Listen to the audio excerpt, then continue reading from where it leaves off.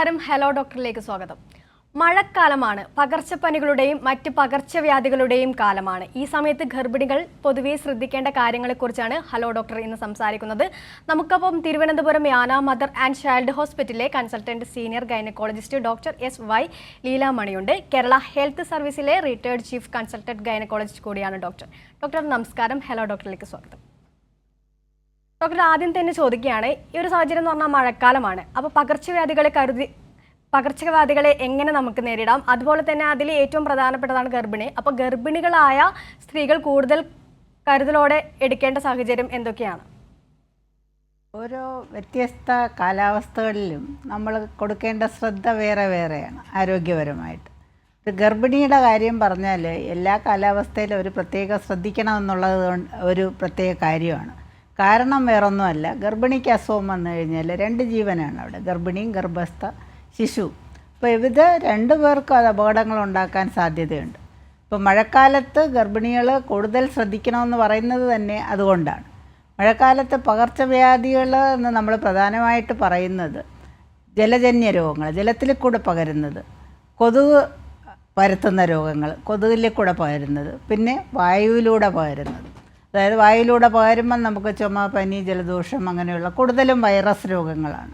പിന്നെ അതുപോലെ തന്നെ കൊതുകിനെ പെറ്റുപെരുകുന്നതിനുള്ള നല്ല സാഹചര്യമുള്ള ഒരു സമയമാണിത്.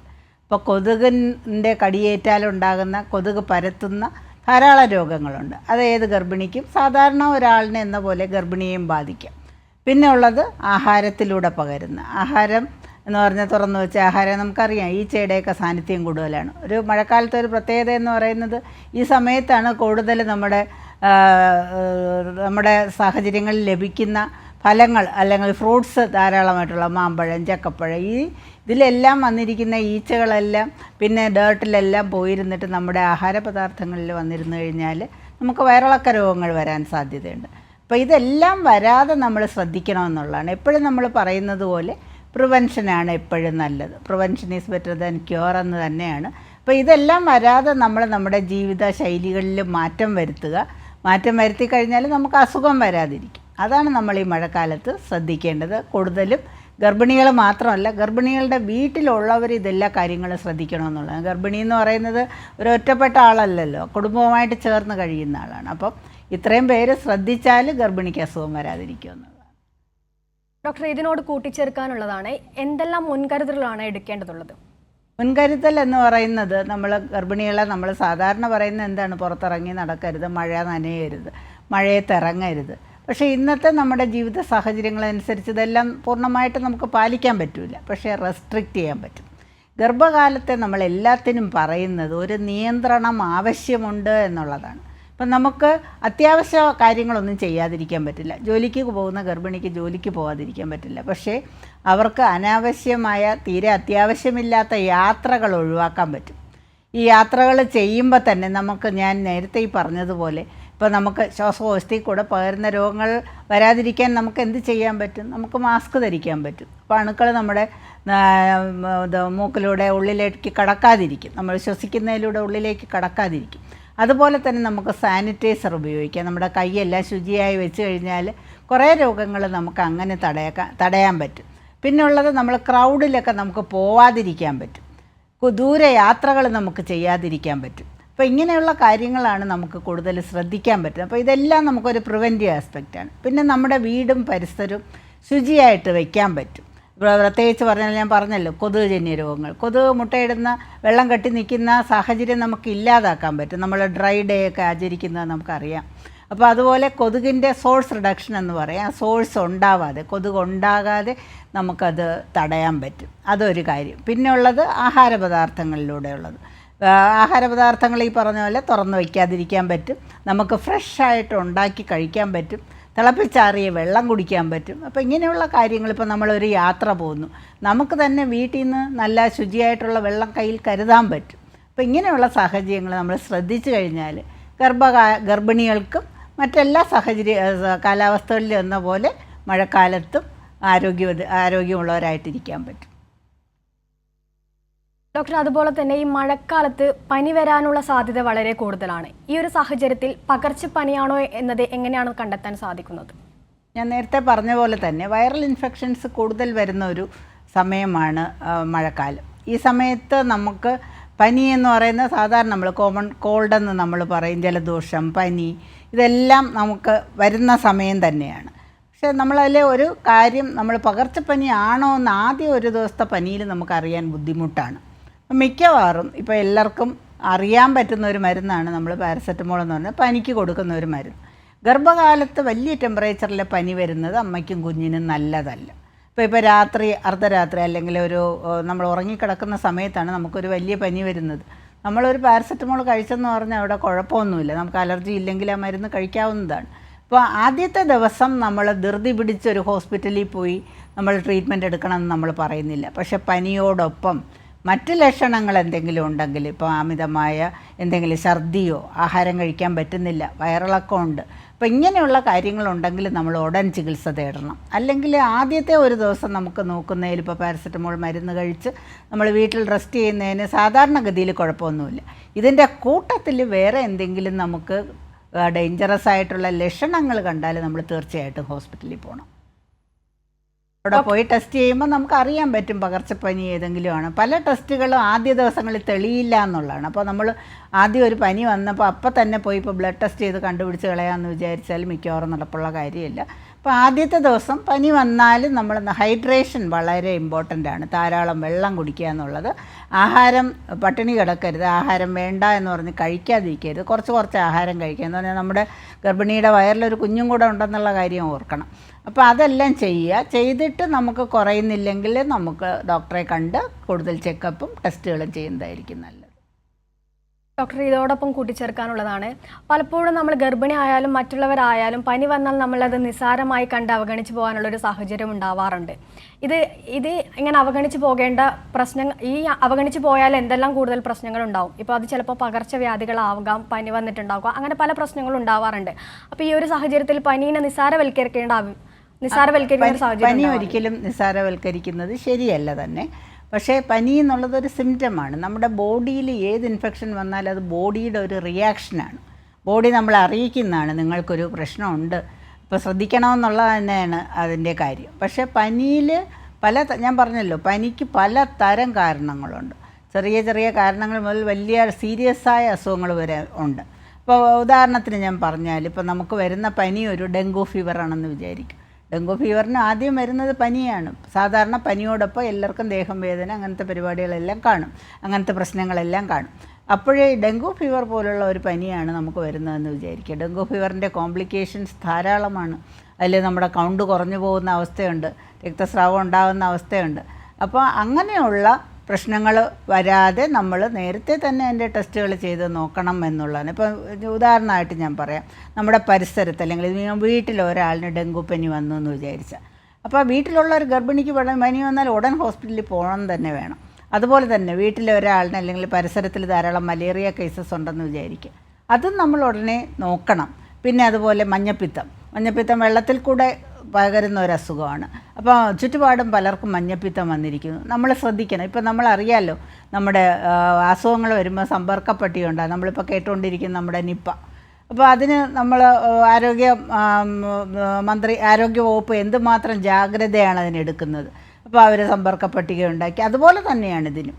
നമുക്ക് അല്ലാതെ ഒരു പനി വരുന്നില്ല. ഇപ്പോൾ ഒരു വെറും വീട്ടിലെ തന്നെ ഒരാൾക്കൊരു ജലദോഷപ്പനി വന്നു, മാറിപ്പോയി. അല്ലെങ്കിൽ ഇപ്പോൾ ഈ ഗർഭിണിക്ക് ഒരു മൂത്ത കുഞ്ഞുണ്ട്, അതിനൊരു പനി വന്നു, അത് 2 ദിവസത്തിൽ മാറി. അപ്പോൾ എവർക്കും മിക്കവാറും ഒരു പനി ആ സാഹചര്യത്തിൽ വന്നാൽ അതുപോലത്തെ ചെറിയ പനി തന്നെ ആയിരിക്കും.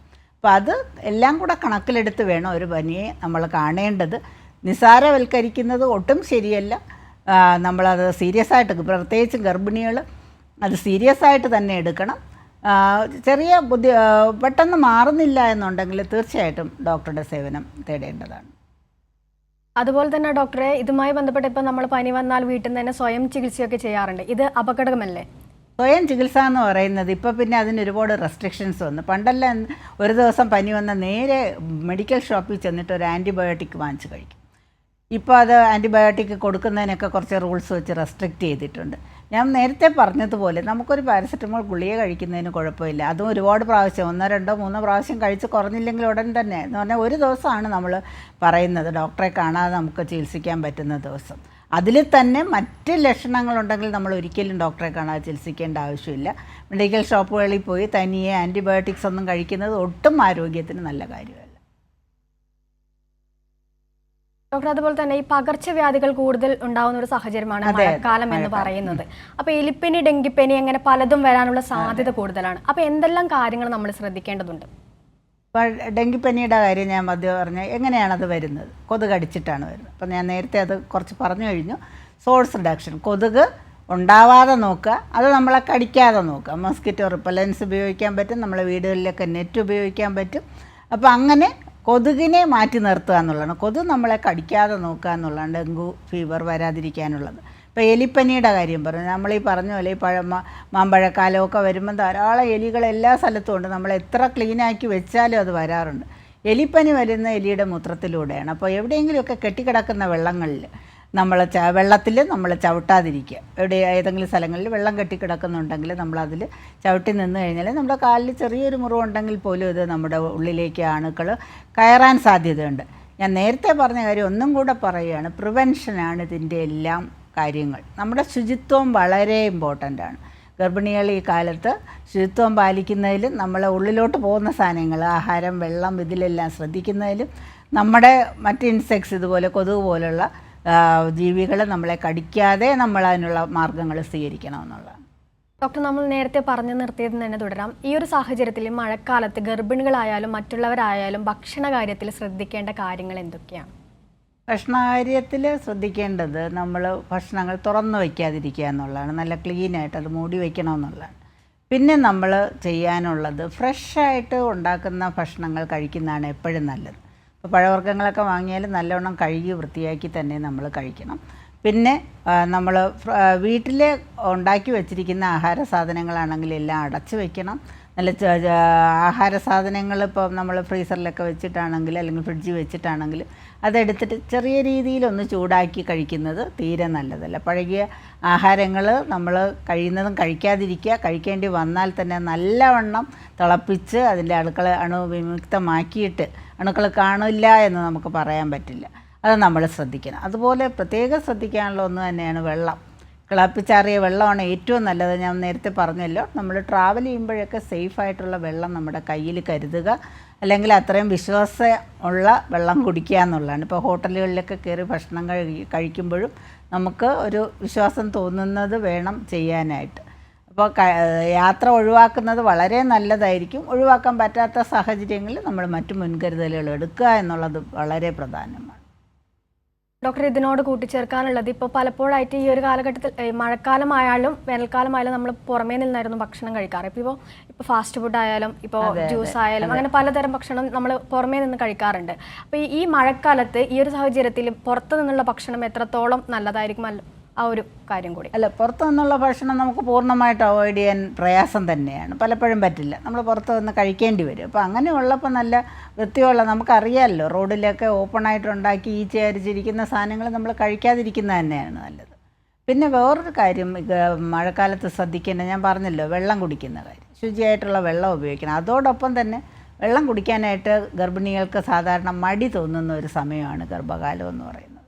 അപ്പം ശരീരത്തിൽ ജലാംശം കുറഞ്ഞു കഴിഞ്ഞാൽ അത് അമ്മയുടെയും കുഞ്ഞിൻ്റെ ആരോഗ്യത്തെ ബാധിക്കാൻ സാധ്യതയുണ്ട്. അതുപോലെ തന്നെ മൂത്രാശയ രോഗങ്ങൾ, മൂത്രത്തിൽ അണുബാധ, ഇതെല്ലാം ധാരാളം ഉണ്ടാകാൻ സാധ്യതയുണ്ട്. അപ്പം ആവശ്യമില്ലെങ്കിൽ നമ്മൾ ഗർഭകാലത്തൊരു കുറച്ച് വെള്ളം കുടിച്ചേ മതിയാവുള്ളൂ. അപ്പോൾ വെള്ളം കുടിക്കാൻ പ്രത്യേകം ശ്രദ്ധിക്കുക. അപ്പോൾ തണുപ്പാകുമ്പോൾ നമുക്ക് തോന്നും ദാഹം ഇല്ലല്ലോ, കുടിക്കണ്ടല്ലോ. അങ്ങനെയല്ല, ഗർഭകാലത്ത് ഗർഭിണികൾ വെള്ളം കുടിക്കാനായിട്ട് പ്രത്യേകം ശ്രദ്ധിക്കണമെന്ന് ഉള്ളതാണ്.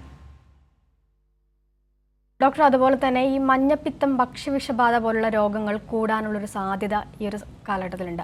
അതിനെക്കുറിച്ചൊന്നും കൂടി. അതെല്ലാം ഈ ജലജന്യ രോഗങ്ങളാണ്, ജലത്തിൽ കൂടെ പകരുന്നത്. എൻ്റെ അണുക്കൾ ജലത്തിൽ കൂടാണ് പകരുന്നത്.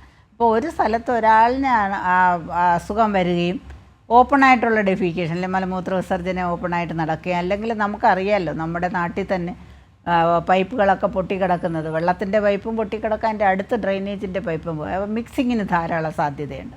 അതുകൊണ്ടൊക്കെയാണ് നമ്മൾ ഈ പറയുന്നത് ജലം തിളപ്പിച്ച് ഉപയോഗിക്കണമെന്ന്. അപ്പോൾ ഈ അണുക്കൾ മലത്തിൽ കൂടെയാണത് വിസർജ്യങ്ങളിൽ കൂടെയാണത് പുറത്തു വരുന്നത്. അപ്പോൾ അത് വെള്ളത്തിൽ കലങ്ങിയിട്ടുണ്ടെങ്കിൽ നമ്മൾ കാണുമ്പോൾ അതിൽ വിസർജ്യമൊന്നും കാണില്ല, പക്ഷെ അണുക്കൾ അതിനകത്ത് കാണുക നമുക്ക് കണ്ണുകൊണ്ട് കാണാൻ പറ്റുന്ന സാധനമല്ല.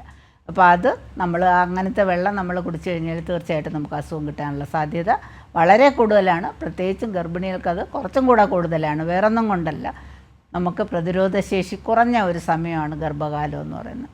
എല്ലാ അണുക്കളും നമ്മുടെ ശരീരത്തിൽ കടന്നുകൂടാനും അതിൻ്റേതായ കോംപ്ലിക്കേഷൻസ് കൂടുതലുണ്ടാക്കാനും. ഇപ്പോൾ സാധാരണ ഒരാളിന് മഞ്ഞപ്പിത്തം വരുന്നത് പോലെയോ സാധാരണ ഒരാളിന് ഡെങ്കു ഫീവർ വരുന്ന പോലെ അല്ല ഒരു ഗർഭിണിക്ക് വരുന്നത്. ഇതിന് പുറമേ അവരെ ചികിത്സിക്കുന്നതിനും ബുദ്ധിമുട്ടാണ്. നമുക്ക് ഉള്ളിലിരിക്കുന്ന കുഞ്ഞിനെ കൂടെ നോക്കണം. അപ്പോൾ പല മരുന്നുകളും അമ്മയ്ക്ക് നമ്മൾ കൊടുത്തു കഴിഞ്ഞാൽ അതിൻ്റെ സൈഡ് ഇഫക്ട്സ് കുഞ്ഞിനും കിട്ടാൻ സാധ്യതയുണ്ട്. അപ്പോൾ എല്ലാം കൊണ്ടും നല്ലത് നമ്മൾ അസുഖങ്ങൾ വരാതെ നോക്കുക എന്നുള്ളതാണ്. ഡോക്ടർ നേരത്തെ സൂചിപ്പിച്ചായിരുന്നു വെള്ളം കുടിക്കുന്നതിൻ്റെ കാര്യങ്ങളൊക്കെ നേരത്തെ സൂചിപ്പിച്ചായിരുന്നു. അതിനോട് കൂട്ടിച്ചേർക്കാനുള്ളത്, ഇപ്പോൾ വെള്ളവും മറ്റു പാനീയങ്ങളും കഴിക്കുന്നതിലും കുടിക്കുന്നതിലും നിയന്ത്രണം ആവശ്യമുണ്ടോ? നിയന്ത്രണം ആവശ്യമില്ല. നിയന്ത്രണം എന്ന് പറഞ്ഞ ആവശ്യമില്ല. വെള്ളം ധാരാളം കുടിക്കണമെന്നുള്ളതാണ്. നമ്മൾ കുടിക്കുന്ന വെള്ളം ശുചിയുള്ളതായിരിക്കണം, അതിൽ അണുക്കളൊന്നും ഇല്ലാത്ത വെള്ളം തന്നെ ആയിരിക്കണം. അല്ലാതെ നമുക്ക് വെള്ളം കുടിക്കുന്നതിൽ നിയന്ത്രണത്തിൻ്റെ ആവശ്യമില്ല. ഡോക്ടർ, ഒരു പ്രേക്ഷകനുണ്ട് മുഹമ്മദ് മഞ്ചേരിയിൽ നിന്ന്. മുഹമ്മദ്, ഡോക്ടറോട് ചോദിക്കാം. ചോദിച്ചോളൂ. മുഹമ്മദ്, കേൾക്കാമോ? ഓ കേൾക്കാം madam. Good evening. Good evening. പിന്നെ പ്രൈവറ്റ് ആശുപത്രിയിൽ മോളെ അഡ്മിറ്റ് ചെയ്തിരുന്നു. ആദ്യത്തെ പ്രസവമായിരുന്നു. അപ്പൊ ആദ്യത്തെ പ്രസവത്തിന് അല്പം കഴിഞ്ഞ് 1 ദിവസം കഴിഞ്ഞ് 2 ദിവസം കഴിഞ്ഞ് പ്രസവിച്ചിട്ടൊന്നുമില്ല. പിന്നെ ബിപിന്റെ പറഞ്ഞു മാഡം. പിന്നെ പറഞ്ഞു പിന്നെ നോക്കുക ബിപി കുറയല്ലേ എന്നുള്ളത് എന്നും പറഞ്ഞു. പിന്നെ കുറച്ച് കഴിഞ്ഞ് അവര് നഴ്സുമാരെ എത്തിച്ചു. പോയി ബിപി ഉണ്ടായിരുന്നു, നമ്മൾ ചെയ്യാറുണ്ട്, ഞങ്ങൾ സമ്മതമാണെന്നും പറഞ്ഞു. അപ്പൊ ചെയ്തു. സുഖമായിട്ട് കഴിഞ്ഞു കുട്ടി, പെൺകുട്ടി. അപ്പൊ ഇനി പിന്നെ രണ്ടാമത്തതും അതേപോലെ സിസേറിയൻ വേണ്ടി വരും. ഇതിപ്പോ പ്രൈവറ്റ് ആശുപത്രി അല്ലെങ്കിൽ പിന്നെ സാധാ ഡെലിവറി നടക്കുമായിരുന്നോ എന്നുള്ളൊരു സംശയം. അത് പ്രസവ സമയത്തെ തീരുമാനങ്ങൾ എപ്പോഴും എടുക്കുന്നത് അപ്പം ചികിത്സിക്കുന്ന ഡോക്ടറാണ്. അപ്പം നമുക്കതിനെപ്പറ്റി കൂടുതൽ പറയാൻ പറ്റില്ല. സാധാരണഗതിയിൽ ഒരു സിസേറിയൻ ആവശ്യമായി വരുമ്പോൾ ചിലപ്പോൾ അമ്മയുടെ ഒരു പ്രശ്നമാവാം, അല്ലെങ്കിൽ ഇപ്പോൾ ബി പി ഉണ്ടെന്ന് പറഞ്ഞല്ലോ, ബി പി കൂടി നിയന്ത്രണ വിധേയമല്ലാതെ ഇരുന്ന് കഴിഞ്ഞാൽ അമ്മയ്ക്ക് വെട്ടലുണ്ടാകുന്നതിന് അതിൻ്റെ കോംപ്ലിക്കേഷൻസ് വരാൻ സാധ്യതയുണ്ട്. കുഞ്ഞിൻ്റെ അനക്കം നിന്ന് പോകാൻ സാധ്യതയുണ്ട്. അങ്ങനെയുള്ള ഒരു സാഹചര്യം വന്നു കഴിഞ്ഞാൽ ഏറ്റവും പെട്ടെന്ന് കുഞ്ഞിനെ പുറത്തെടുക്കുക എന്നുള്ളതാണ് അതിനുള്ള ട്രീറ്റ്മെൻറ്റ്. അപ്പോൾ അതായിരിക്കും ആ ഡോക്ടർ ചെയ്തത്. പിന്നെ ആദ്യത്തെ പ്രസവം സിസേറിയൻ ആയാൽ രണ്ടാമത്തെ പ്രസവം സിസേറിയനുള്ള സാധ്യത കൂടുതലാണ്. 100% ഒന്നും നമ്മൾ പറയുന്നില്ല, സിസേറിയനുള്ള സാധ്യത കൂടുതലാണ്. ഗർഭപാത്രത്തിലൊരു മുറിവുണ്ടായിക്കഴിഞ്ഞാൽ അതിൻ്റെ റിസ്ക്കും കൂടെ ആ ഗർഭിണിക്ക് വരുന്നതാണ്. അപ്പം നമ്മൾ അടുത്ത ഗർഭം ഉണ്ടായിക്കഴിയുമ്പോൾ ചില പ്രത്യേക സാഹചര്യങ്ങളിൽ നമുക്ക് സിസേറിയൻ തന്നെ ചെയ്യേണ്ടി വരും. 100% നമ്മൾ സിസേറിയൻ എന്ന് പറയുന്നില്ല. എന്നാലും സാധാരണ ഒരു ഗർഭിണിയേക്കാൾ സാധാരണ രണ്ടാമത് പ്രസവിക്കാൻ വരുന്ന ഒരു ഗർഭിണിയേക്കാളും സിസേറിയനുള്ള സാധ്യത കൂടുതൽ തന്നെയാണ്. ഈ പ്രസവമായിട്ട് ബന്ധപ്പെട്ട ഒരു ക്വസ്റ്റ്യൻ വന്നുകൊണ്ട് ഞാൻ പറയുകയാണ്, മഴക്കാലമായിട്ട് ബന്ധപ്പെട്ട് ഈ പ്രസവം കഴിഞ്ഞാലും ശ്രദ്ധിക്കണമെന്നുള്ള വളരെ ഇമ്പോർട്ടൻ്റ് ആണ്. നമ്മുടെയൊക്കെ നാട്ടിലെ ഒരു നടപ്പനുസരിച്ച് പ്രസവം കഴിഞ്ഞാൽ ഒരുപാട് പേര് നമ്മളെ കാണാൻ വരും. അപ്പോൾ ഈ വിസിറ്റേഴ്സിനെ നമ്മൾ കൺട്രോൾ ചെയ്യേണ്ടത് വളരെ ആവശ്യമാണ്. ഈ അണുബാധ എന്ന് പറയുന്നത് പ്രസവ സമയം ഗർഭിണി ആയിരിക്കുമ്പോൾ മാത്രമല്ല, പ്രസവം കഴിഞ്ഞിട്ടും നമുക്ക് അണുബാധ ഉണ്ടാകാൻ സാധ്യത. അപ്പോഴേ അണുബാധ ഉണ്ടാകുമ്പോൾ അമ്മയെ മാത്രമല്ല, ശരിക്കും പറഞ്ഞാൽ കുഞ്ഞ് അമ്മയുടെ ശരീരത്തിൽ വളരെ പ്രൊട്ടക്റ്റഡാണ്, വളരെ സംരക്ഷിച്ചാണ് ഗർഭപാത്രത്തിൽ വെച്ചിരിക്കുന്നത്. ആ സംരക്ഷണം കുഞ്ഞിന് നഷ്ടപ്പെടുകയാണ്. അപ്പോൾ ആദ്യ ദിവസങ്ങളിൽ കുഞ്ഞിനും വളരെ പ്രതിരോധശേഷി കുറവായിരിക്കും. ഇപ്പോൾ പുറത്തെല്ലാം നടന്ന് നനഞ്ഞ് കൈയെല്ലാം വൃത്തിയാക്കാതെ ഒരാൾ ഓടി വന്ന് കുഞ്ഞിനെ കാണുമ്പോൾ ഉള്ള സന്തോഷത്തിൽ കുഞ്ഞിനെ എടുക്കുകയോ അല്ലെങ്കിൽ ജലദോഷമുള്ള ആരാൾ ആ കുഞ്ഞിനെ മുത്തം വയ്ക്കുകയോ ഒക്കെ ചെയ്താൽ തീർച്ചയായിട്ടും ആ കുഞ്ഞിന് അസുഖം കിട്ടും. അപ്പോൾ നമ്മൾ പ്രസവം കഴിഞ്ഞാൽ ഗർഭകാലത്ത് നമ്മൾ വിസിറ്റേഴ്സിനെ വളരെ എൻ്റർടൈൻ ചെയ്യരുതെന്ന് പറഞ്ഞാൽ അവർ വന്നു കഴിഞ്ഞാൽ തന്നെ മാസ്ക്, സാനിറ്റൈസർ ഇങ്ങനെയുള്ള സാധനങ്ങളെല്ലാം ഉപയോഗിച്ച് വേണം അവർ കുഞ്ഞിൻ്റെ അടുത്തോട്ട് വരാനായിട്ട്. അമ്മയ്ക്കും ഇതേ പ്രശ്നമുണ്ട്. അമ്മയ്ക്ക് പ്രസവം കഴിഞ്ഞാലും പനി വരും. പ്രസവം കഴിഞ്ഞ് പനി വരുന്ന ചില പ്രത്യേക കാരണങ്ങളുണ്ട്. ഒന്ന്, നമ്മുടെ മുലപ്പാൽ കെട്ടി നിന്നാൽ വരാം. അവിടെയും ഈ നമ്മുടെ മുറിവുകളുണ്ടെങ്കിൽ അതിലുണ്ടാകുന്ന അണുബാധ കൊണ്ടുവരാം. മൂത്രത്തിലുണ്ടാകുന്ന അണുബാധ കൊണ്ടുവരാം. അപ്പോൾ ഇങ്ങനെയെല്ലാം പനി വരാം. പക്ഷേ ചിലപ്പോൾ ഈ വന്ന ആളിൽ നിന്നുള്ള ഒരു പനിയായിരിക്കും നമുക്ക് കിട്ടുന്നത്. അപ്പോൾ അങ്ങനെ ഒരു സാഹചര്യത്തിൽ പോയാൽ എന്ത് പറ്റും? അമ്മയ്ക്ക് പനി വന്നാൽ അമ്മ ബ്രസ്റ്റ് ഫീഡ് ചെയ്യുമ്പോൾ കുഞ്ഞിനും കിട്ടും. അപ്പോൾ ഇങ്ങനെയുള്ള സാഹചര്യങ്ങൾ നമ്മൾ ഇവിടെ എല്ലാം ഞാൻ നേരത്തെ പറഞ്ഞതുപോലെ എന്ന് പറഞ്ഞാൽ ഒരു ബന്ധുക്കളെയും കാണിക്കാതിരിക്കണമെന്നല്ല ഞാൻ പറഞ്ഞത്. ബന്ധുക്കളാരെയും കൊച്ചിനെയും അമ്മയും കാണിക്കുന്നില്ല എന്നുള്ള ഒരു ഇതെടുക്കാനല്ല ഞാൻ പറഞ്ഞത്. എല്ലാത്തിനും ഒരു നിയന്ത്രണം വേണം. ഗർഭിണിക്ക് ഒരു ബാരിയർ എപ്പോഴും ആവശ്യം തന്നെയാണ്. ഡോക്ടർ, നമ്മളോടൊപ്പം ഒരു പ്രേക്ഷക കൂടിയുണ്ട്, രജനി കണ്ണൂരിൽ നിന്ന്. രജനി, ഡോക്ടറോട് ചോദിക്കാം. Hello doctor. പറയൂ. എനിക്ക് 49 വയസ്സുണ്ടേ. അപ്പൊ എന്റെ യൂട്രസ് റിമൂവ് ചെയ്ത ഇപ്പൊ 2 വർഷം ആകാറായേ. എനിക്ക് ഇപ്പൊ ഉണ്ടല്ലോ ഈ വയറ് ഇങ്ങനെ എന്തോ ഒരു അസ്വസ്ഥത, എത്ര ഭക്ഷണം കഴിച്ചാലും ഇങ്ങനെ കഴിക്കാത്ത മാതിരി വയറിങ്ങനെ ഒഴിഞ്ഞു കിടക്കുക, ഒഴിഞ്ഞ മാതിരി എന്നും തോന്നല്. എന്നിട്ട് ഇപ്പൊ തീരെ ഞാൻ മെലിഞ്ഞ് അന്നും മെലിഞ്ഞു പോവാണ്. യൂട്രസ് എന്തിനാ റിമൂവ് ചെയ്തത്? അത് പിന്നെ ഇത് മുഴയുണ്ടെന്ന് പറഞ്ഞിട്ട് റിമൂവ് ചെയ്തതാ. ഇപ്പാണ് എനിക്ക് എത്ര ഭക്ഷണം കഴിച്ചാലും ഒരു വയറ് നിറയാതെ പോലെ വയറിങ്ങനെ ഒഴിഞ്ഞു കിടക്കുക. രാത്രി കിടക്കുമ്പോഴാണ് എനിക്ക് ബുദ്ധിമുട്ട് മുഴുവൻ, ഉറക്കമില്ല, വയറിങ്ങനെ ഒട്ടിപ്പോവാ. ഇപ്പം സ്ത്രീകളെ സംബന്ധിച്ചിടത്തോളം ബാക്കി ഉള്ള മനുഷ്യരെ വെച്ച് കമ്പയർ ചെയ്യുമ്പോൾ വയറിനകത്ത് അഡീഷണൽ ആയിട്ടുള്ള ഒരു അവയവമാണ് നമ്മുടെ ഗർഭപാത്രവും അണ്ടാശയവും. അപ്പം നമ്മളിപ്പോൾ നിങ്ങൾ ഓപ്പറേഷൻ ചെയ്ത് എത്ര വയസ്സിൽ? 49 വയസ്സിലാണോ ചെയ്തത്? അല്ല, ഇപ്പൊ 47 വയസ്സിൽ. 7 വയസ്സിൽ. അപ്പോഴും മിക്കവാറും ചിലപ്പോൾ നിങ്ങളുടെ അണ്ടാശയവും നഷ്ടപ്പെട്ടിരിക്കാം. അപ്പോൾ അത് എടുത്തു കഴിഞ്ഞാൽ പിന്നെ വരുന്ന അസുഖങ്ങളൊന്നും ഇതുമായിട്ട് ബന്ധപ്പെട്ടതല്ല. ഗർഭാശയത്തിൻ്റെയോ അതുമായിട്ട് ബന്ധപ്പെട്ട അസുഖങ്ങളല്ല പിന്നെ വരുന്നത്. അപ്പം നിങ്ങൾക്കിങ്ങനെ വയറൊഴിഞ്ഞു കിടക്കുന്നു, വയറ് മെലിഞ്ഞ പോലെ ഇരിക്കുന്നുണ്ടെങ്കിൽ വേറെ എന്തെങ്കിലും പ്രശ്നങ്ങളുണ്ടോ എന്ന് ചെക്ക് ചെയ്ത് നോക്കണം. ഡയബറ്റീസ് ഉണ്ടോ? ഡയബറ്റീസ് ചെക്ക് ചെയ്തപ്പോ ഇല്ല, നോർമൽ. കൂടിയും കുറഞ്ഞിരിക്കും, ഗുളികയൊന്നും ചെയ്യുന്നില്ല. കൂടിയും കുറഞ്ഞിരിക്കും. അപ്പൊ ഉണ്ട് അല്ലേ? അസുഖമുണ്ട്. അപ്പൊ അത് വീണ്ടും ടെസ്റ്റ് ചെയ്ത് നോക്കണം. എന്തായാലും നമ്മുടെ ഗർഭപാത്രവും നമ്മുടെ അതുമായി ബന്ധപ്പെട്ട അവയവങ്ങളിലുള്ള അസുഖങ്ങൾക്ക് വയറ് ഇങ്ങനെ ഒട്ടിപ്പോവാൻ സാധ്യതയില്ല. അപ്പം നിങ്ങൾക്ക് വേറെ എന്തെങ്കിലും ഇപ്പം ഞാൻ കൊളസ്ട്രോൾ അതിനൊന്നും ഇങ്ങനെ മെലിയല്ല ചെയ്യുന്നത്. അതിനെല്ലാം ഞാൻ 36 ഇട്ട ഇപ്പൊ 30 പോലും എനിക്ക് വേണ്ട, അങ്ങനത്തെ അവസ്ഥയില്. അപ്പൊ നിങ്ങൾ അത് ടെസ്റ്റുകൾ ചെയ്ത് ഡോക്ടറെ കണ്ട് ടെസ്റ്റുകൾ ചെയ്ത് നോക്കണം. ഡയബറ്റീസ് കൂടി നിന്നാൽ മെലിയാൻ സാധ്യതയുണ്ട്. അപ്പോൾ അങ്ങനെയുള്ള എന്തെങ്കിലും പ്രശ്നമുണ്ടോ, അതോ വേറെ എന്തെങ്കിലും അസുഖം നിങ്ങൾക്കുള്ളിലുണ്ടോ എന്നുള്ളത് ചെക്ക് ചെയ്ത് നോക്കുക. ഭക്ഷണം കഴിച്ചാലൊന്നും മതിയാകാത്ത പോലെ. അപ്പോൾ എന്തായാലും നോക്കണം. കൂടുതൽ ഭക്ഷണം വേണമെന്ന് തോന്നുന്നെങ്കിൽ ഡയബറ്റീസിൻ്റെ ഒരു ലക്ഷണം ആവാം. ശരി ഡോക്ടർ, പ്രേക്ഷകർക്ക് മനസ്സിലായെന്ന് തോന്നുന്നു. ഡോക്ടർ, അതുപോലെ തന്നെ ഈ ഗർഭകാലത്ത് മരുന്നുകൾ കഴിക്കുന്നത് എത്രത്തോളം അപകടകരമാണ്? ഗർഭകാലത്ത് നമ്മൾ മരുന്നുകളൊന്നും കഴിക്കരുതെന്ന് തന്നെയാണ് പറഞ്ഞത്. ഞാൻ നേരത്തെ പറഞ്ഞ റീസൺ തന്നെയാണ്. അമ്മ കഴിക്കുന്ന എല്ലാ മരുന്നുകളുടെ ഒരു അംശം കുട്ടിക്ക് പോവാൻ സാധ്യതയുണ്ട്. പല മരുന്നുകളുടെ, എല്ലാ മരുന്നല്ല, പല മരുന്നുകളും. നമ്മൾ അതുകൊണ്ട് ഗർഭകാലത്ത് മരുന്നുകൾ ആവശ്യമില്ലെങ്കിൽ കഴിക്കാതിരിക്കുക എന്നുള്ളതാണ്. ആവശ്യമില്ലെങ്കിൽ, അത്യാവശ്യമില്ലെങ്കിൽ നമ്മൾ കഴിക്കാതിരിക്കുക. പ്രത്യേകിച്ചും ആദ്യത്തെ 3 മാസം നമ്മൾ മരുന്നുകളൊക്കെ ഒഴിവാക്കാൻ തന്നെയാണ്. എന്ന് പറഞ്ഞാൽ നമ്മൾ കഴിക്കുന്ന ചില മരുന്നുകൾ കുഞ്ഞുങ്ങൾക്ക് വൈകല്യം ഉണ്ടാകാൻ സാധ്യതയുണ്ടെന്നുള്ളതാണ്. അപ്പോൾ അത് കഴിഞ്ഞാലും നമ്മൾ ആവശ്യത്തിന് മാത്രമേ, അത്യാവശ്യങ്ങൾക്ക് മാത്രമേ ഗർഭകാലത്ത് മരുന്ന് കൊടുക്കാറുള്ളൂ. അതായത് നമ്മൾ 2 ജീവനെയാണ് ഒന്നിച്ച് നമ്മൾ കൈകാര്യം ചെയ്യുന്നത്. അപ്പോൾ ഒരിക്കലും നമ്മൾ ഡോക്ടറുടെ പ്രിസ്ക്രിപ്ഷൻ ഇല്ലാതെ അല്ലെങ്കിൽ ഡോക്ടറുടെ ഉപദേശമില്ലാതെ ഹലോ ഡോക്ടറിന്റെ സമയം ഇവിടെ പൂർണ്ണമാകാൻ പോവുകയാണ്. പകർച്ചപ്പനികളുടെയും മറ്റ് പകർച്ചവ്യാധികളുടെയും കാലമാണ്. ഈ സമയത്ത് ഗർഭിണികൾ പൊതുവെ ശ്രദ്ധിക്കേണ്ട കാര്യങ്ങളെക്കുറിച്ചാണ് ഹലോ ഡോക്ടർ ഇന്ന് സംസാരിച്ചത്.